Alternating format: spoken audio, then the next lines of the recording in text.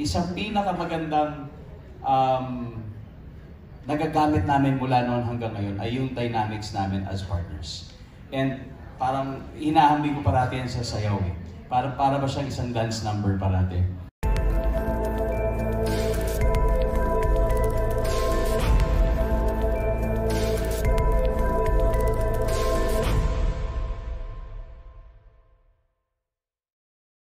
Your love team is one of those nga parang if I'm a follower of a love team, parang kayo yung gusto namin talaga na sana maging ganon din sa ibang love teams. Ganyan.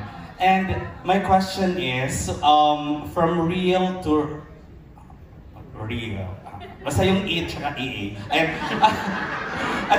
What do you consider? Kasi parang pili ko pareho lang yung masasabi ka. What do you consider yung parang secret for it to last that long, to make it very real talaga?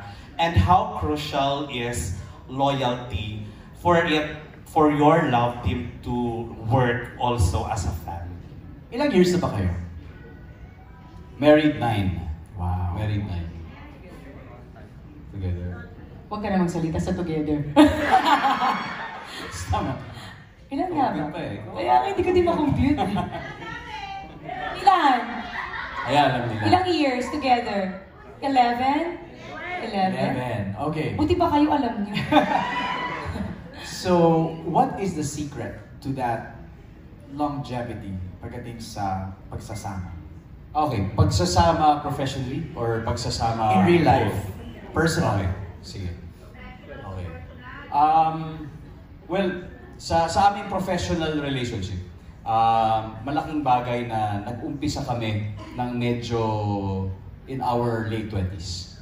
Siya mid-20s, ako medyo late 20s. Kasi ibig sabihin, kahit paano nakapag-mature na kami sa aming mga choices in terms of roles, in terms of everything, pananaw sa buhay.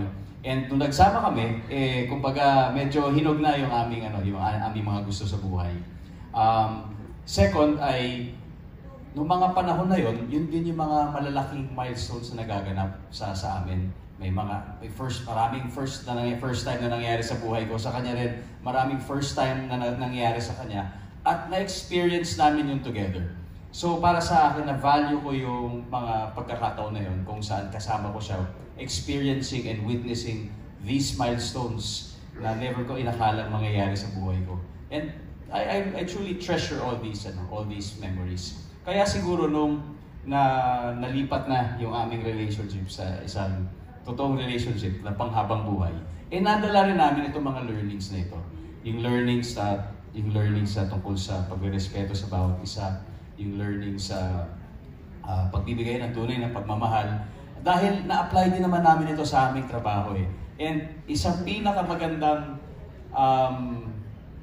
nagagamit namin mula noon hanggang ngayon ay yung dynamics namin as partners. And parang hinahambing ko parati yan sa sayaw eh. Para ba siyang isang dance number parati na merong nag-give, may nagtitake, tapos with the harmony sumasayaw kayo smoothly na para bang natutunaw kayo together. And pati yun kasi na-experience namin even as co-workers. Nangyari sa amin yun at I think organically na-apply namin yun sa aming personal relationship. Hanggang ngayon, di lang mag-asawa, ganun pa rin talaga kami. Thank you, Dong. Marlon? Parang nasabi niya na lahat. Pang Miss Universe. Nasabi na ni Dong lahat eh. Siguro idadagdag ko lang na malaking factor din na kahit mataas man o mababa, tagumpay man o hindi tagumpay, nandiyan kayo para sa isa't isa. Kung anong pagkukulang ng isa, pupunan mo. Hindi kasi parehas kailangan isa lang ang nasa pedestal. Kailangan dalawa kayong nagtutulungan para makamit yung pangarap nyo. At makakamit yung pangarap na yun kung nandiyan nga yung love, respect, give and take. At ang mahalaga niyan, parehas kayo ng faith na isa lang yung patutunguhan nyo at alam naming dalawa na hindi kami magiging ganito katatag kung wala yung nasa taas. So palagi kami doon. No matter what happen, ano man mangyari sa buhay namin, ibigay man lahat ng biyaya sa amin, lahat yan ibabalik namin sa taas kasi lahat binigay niya sa amin. Ano po yung bago niyong na-discover with each other working together in this film po? The Rewind. May tatlong bagay kasi na nakakatuwa dahil Nung nagsama kami nung una, nung 2007, at ngayon ginawa namin itong pelikula nito, parang halos wala talagang pinagbago. Unang-una, napaka-professional talaga ni Marian. Magmula noon hanggang ngayon, she comes always prepared, she comes on time. Tapos minsan nauuna pa nga sa lahat, nandun na siya, ready na, hindi pa ready yung set. So very, very professional. Pangalawa, alam naman natin kung gaano siya kagaling bilang isang artista. And of course, she gets better and better throughout the years. And finally, kung paano niya tratuhin yung mga tao sa paligid niya. Kasi magmula noon hanggang ngayon, ganun din. She makes sure that she respects and she loves everybody on the set. Kahit hindi ako, kahit yung mga hindi niya talagang ka-close, pare-pareho ang trato, pare-pareho ang pagpapakita niya, pagmamahal. In fact, grabe yung pagpapakain niya sa akin. Pusog gawin. Doon ako nagulat kasi everyday talaga ginugulat niya ako sa menu na pinapa-deliver niya. May mga delivery dyan na, uy, bago na naman. Pero favorite ko yung shawarma rice. Pero anyway, yun, halos wala talagang pinagbago. Kaya nakakatuwa. Kumbaga yung pakiramdam ko noong una kami nagsama noong 2007, parang nanumbalik.